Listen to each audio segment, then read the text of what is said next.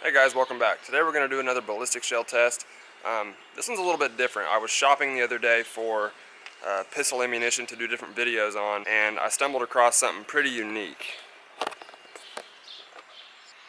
The 12 gauge 2 3/4 inch Broadhead shotgun slug. Now, on the box it appears that it expands and stays intact just like a Broadhead arrow. It says it is 1 ounce, 435 grain field load. And on the back it kind of gives you a rundown of how it works. And this is what the shell itself looks like. You can see it definitely looks unique. So it kind of caught my attention and it looked pretty interesting to me, so I decided to pick up a box and shoot it into the ballistic shell and see how it does. Now, I don't know if it's going to stay in the gel block. A lot of times like shotgun slugs and rifle bullets will leave the gel block because they just have too much power and they're going too fast. So we'll see. Since it's an expanding slug, it says, I assume that maybe it'll slow down and stop a little bit sooner than just a regular bullet would, but I'm not sure. It is going to be probably moving pretty fast, so we'll just see how much damage it does to the gel block. Now, the reason I wanted to do this is because I haven't seen anything on these on YouTube at all. I'm sure there's probably some videos on them, but as far as like big YouTubers and people that I'm subscribed to, I just haven't seen any videos on Broadhead shotgun slugs. So I figured I'd go ahead and buy them and give it a shot and make a video for y'all and see what they do. So the gel block we'll be using, as always, is my Clear Ballistics 20% ballistic shell block, and the shotgun we'll be using is my Benelli Supernova 12 gauge pump action shotgun. Now this shotgun also has a longer barrel. It's a 28-inch barrel, I believe, so it's going to have even more velocity than it would in like an 18.5-inch barrel. So like I said, I doubt that we're going to be able to trap this slug. I am going to set up a metal backstop so that at least maybe it'll bounce off that and we can retrieve whatever's left over when we get done. So I'm going to head out and we will set this up and see what it does.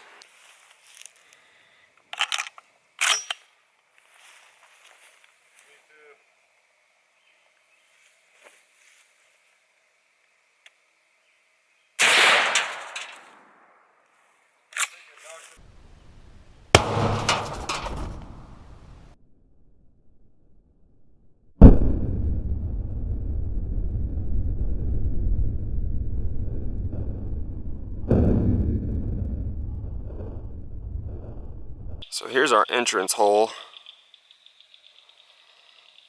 and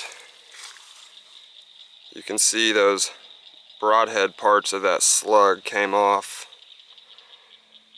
and kind of shrapneled out, and the center core went all the way through that block and hit our metal backstop. So this reminds me a lot of the G2 RIP pistol ammo. I didn't think it was going to be like that. I thought it was going to stay intact and open up, but those broadhead pieces definitely came off and created 6 separate wound channels. Alright, so I know there's a lot going on in this gel block now. I went ahead and did a couple other tests while I was out, but you can see that those petals that came off that broadhead slug stopped right at about 4.5 inches. But remember, this is 20% gel, so in 10% gel or in tissue or in an animal or something like that, it would probably go a couple inches deeper. And those are big enough pieces that came off of that to actually cause some damage. Unlike a lot of people think the G2 RIP would do, because they're just so small and they don't really have anything behind them. But those are fairly big pieces of razor sharp steel that came off that slug.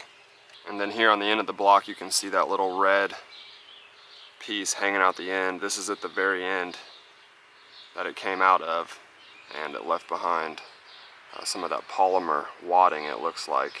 This is a completely different hole. That's from a different slug I shot, but that red piece there is from the broadhead slug. Alright guys, so this is what we recovered from the broadhead slug. This here is the steel core that penetrated all the way through the block. I found it down on the ground right by our metal backstop, so it appears like it didn't have too much velocity left on it when it did leave the gel block, but it did go through 16 inches of gel and went out the other side. And then these here are the 3 pieces of that Broadhead slug that came apart when it hit the gel.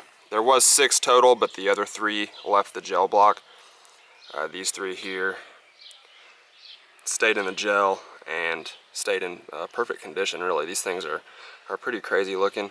And like I said, these are big enough to do damage. These things are pretty big. I mean, those are the size of probably a .22 caliber bullet, if not bigger. So they definitely could cause some damage, and it's a pretty nasty little slug. Well, that's it for me today, guys. Thank you so much for watching. I hope you enjoyed the video.